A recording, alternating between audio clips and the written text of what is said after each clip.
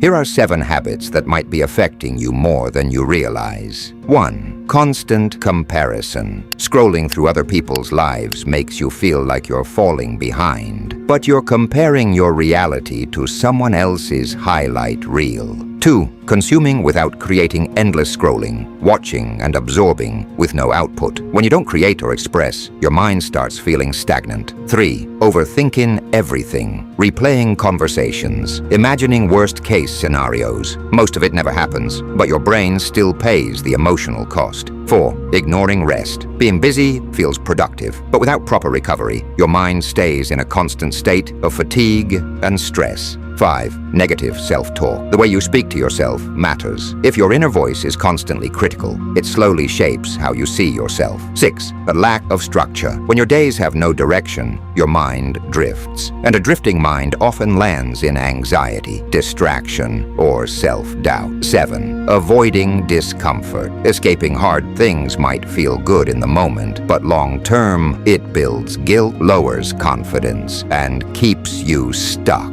Mental health isn't just about what happens to you. It's about what you repeatedly do. The good news, if habits can damage your mind, they can also rebuild it. Start small, fix one pattern, create one better habit, take one step in the right direction.